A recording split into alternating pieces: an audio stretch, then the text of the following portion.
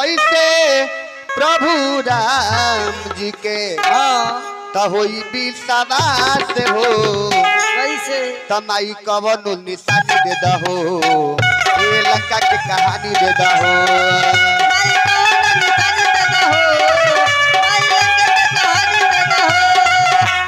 कैसे प्रभु राम जी के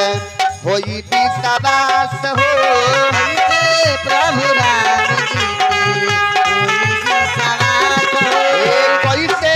प्रभु राम जी के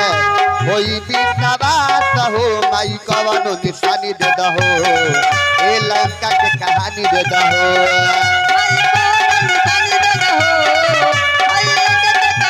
और हनुमान जी कहते कि माता अल मिलल मुनरी माई तोहरा से खात हो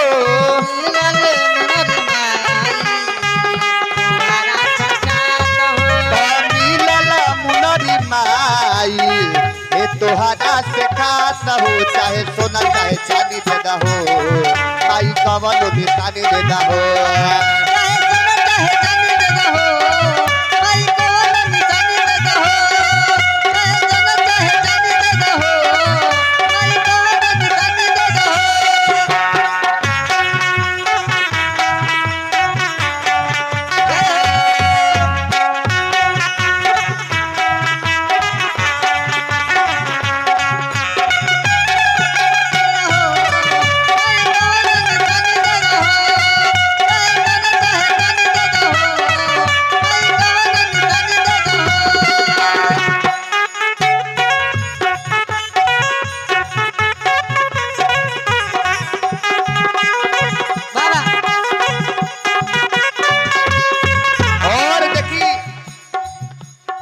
हनुमान जी से कैसे बात संवाद होता ए धीरतन धारी ए होई ना देरी है प्रभु श्री राम हो प्रभु के जी हाँ मारल जई है निचरी हा तमाम हो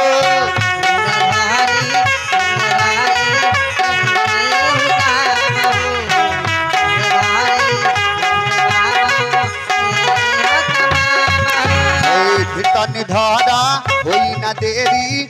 है प्रभु श्री राम हो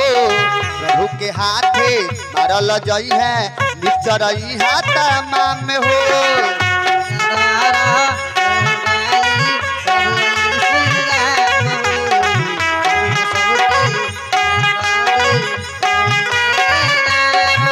अरे हाले हम कहे में प्रभु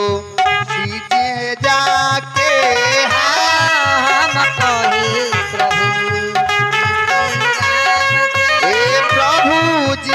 जई है लंका से आके माई कवनो निशानी दे दहो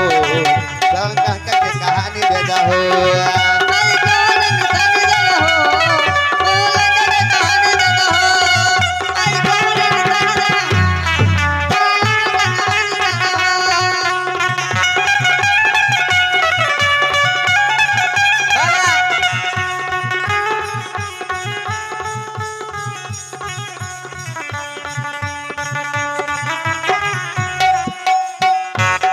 और देखी कैसे हनुमान जी कहते कि ये माता रहुआ दुख में मन तो भगवान सुख में नहीं खी अरे रहुरे याद में पेड़ पौधा पशु पक्षी पत्ता पत्ता से पूछतन राउर राह पूछतन कि माई सीता सीता कहाँ बड़ी प्यारी हम ए सुख में नहीं खी हो राम जी सीता में रहुरे रोई ने पेड़ पत्ता यौरी नदी चिरई के पाता राउरी पूछिए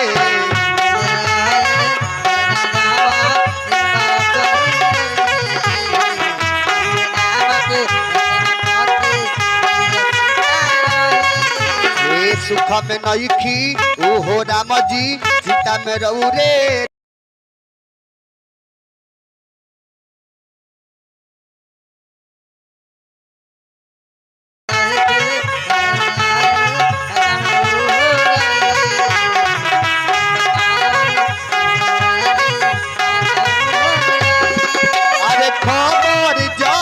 सुनता होई मन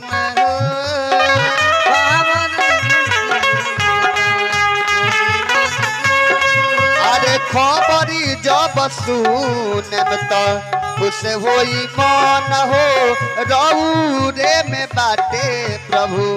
जी के लगन हो माई कवनो निशानी दे दहो ए लड़का के कहानी दे दहो